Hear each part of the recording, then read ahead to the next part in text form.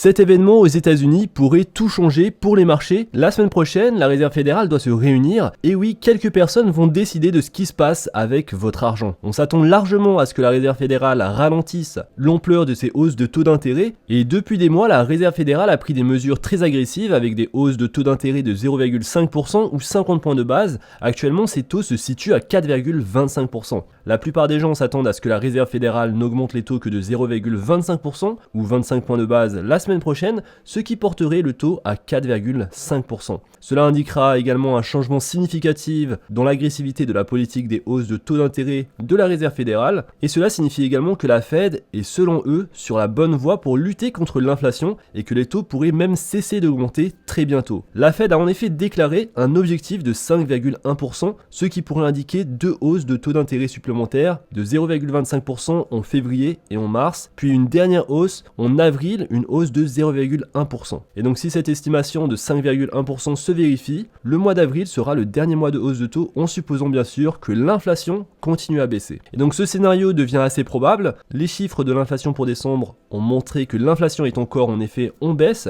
et donc on est passé de 7,1% en novembre à 6,5% d'inflation en décembre et on était à 9,1% en juin. Et donc chaque mois l'inflation diminue, ça indique que la Réserve fédérale est actuellement en train de gagner la guerre contre l'inflation, en tout cas pour le moment, mais l'objectif de la Fed en matière d'inflation, c'est d'atteindre les 2 à 3%. Et il faut pas oublier cet objectif, et donc nous avons encore un long chemin à parcourir en matière d'inflation pour y parvenir. Et donc si nous atteignons un taux d'intérêt final de 5,1% en avril, qu'est-ce que cela signifie pour les marchés ? Que se passera-t-il quand les hausses de taux s'arrêteront ? La réponse, elle est courte, c'est que personne ne le sait vraiment. Mais les spéculations, il y en a beaucoup.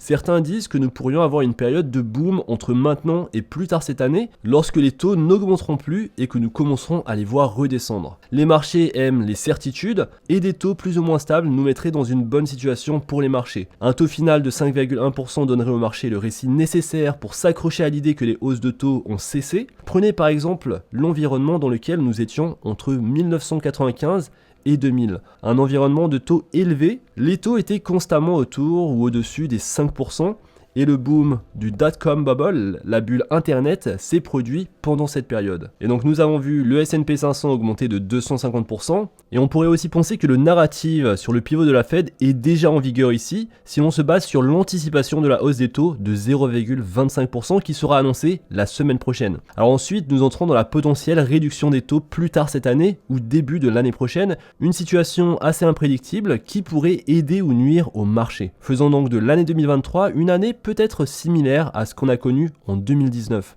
Vous savez, un rallye en début d'année, suivi d'un crash plus tard dans l'année. Alors le crash, c'est ce qui est arrivé aux crypto-monnaies, au Bitcoin. Les actions en bourse en 2019 avaient continué à grimper. Alors ce qui est important à noter, c'est que la Fed prévoit de ramener les taux à 4,1% en 2024 et à 3,1% en 2025. Et donc ce sont les taux qu'ils souhaitent atteindre sur les prochaines années, une réduction de taux à prévoir sur les 2 prochaines années, mais tout cela dépend plus largement de l'ampleur des dégâts que les hausses de taux ont effectivement causé.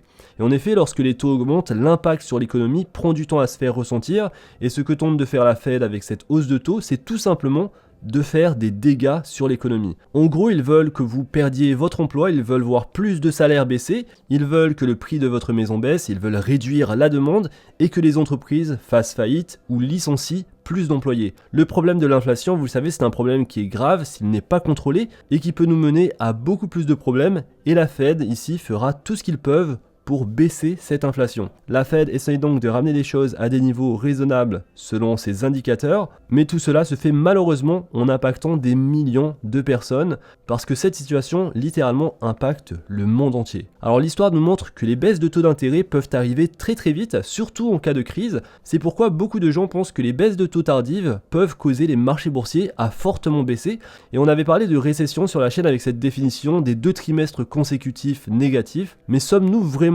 dans une récession, en plein cœur de cette récession à proprement parler? Beaucoup pensent que ce n'est pas encore le cas, et donc une récession pourrait résulter d'un tel événement, et donc ironiquement, cette récession, si elle se produit, sera causée par la hausse des taux d'intérêt, et bien que je vous parle de ce scénario, les marchés semblent envisager le meilleur scénario, un retour potentiel à la normale de l'inflation dans les mois à venir, et un atterrissage en douceur de l'économie. Et c'est peut-être vrai, c'est peut-être ce qui va se passer, mais si une récession est toujours en vue, il faut comprendre que le S&P 500 n'a jamais atteint son niveau le plus bas en début de récession. Ce qui signifie que nous aurions des valeurs plus faibles, quelles qu'elles soient, car il atteint toujours son niveau le plus bas pendant la récession.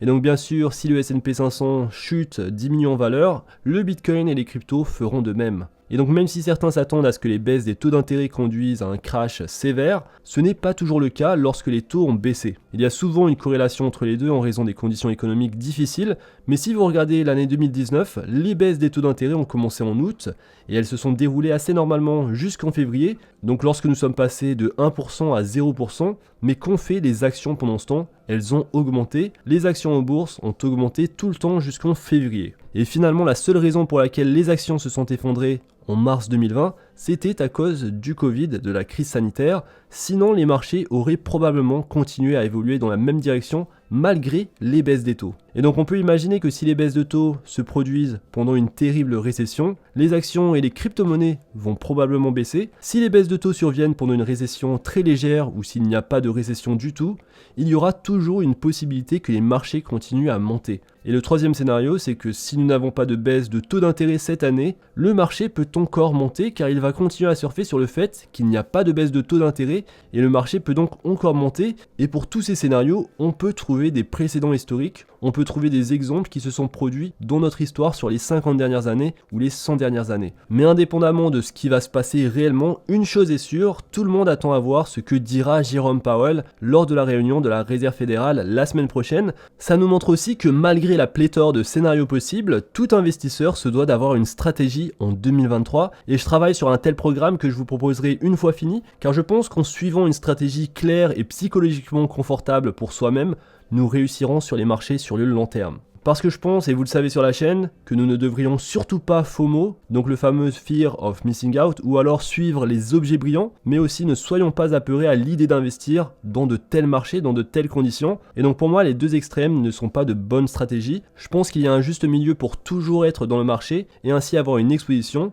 avec une bonne allocation, que ce soit confortable pour soi-même, avoir une stratégie très claire et pour pouvoir suivre son portefeuille sur le long terme et le voir grossir au fur et à mesure. Et donc n'hésitez pas à me laisser un commentaire, à me dire ce que vous verrez comme scénario sur l'inflation en 2023 et sur les prochaines années. Pensez-vous que la Fed a finalement le contrôle sur l'inflation? J'ai hâte de lire vos commentaires. Et également, si ça vous intéresse de prendre connaissance des éléments clés que j'utilise dans mes tradings et mes investissements, j'ai créé un e-book gratuit sur le trading que vous pouvez télécharger en utilisant mon lien en description.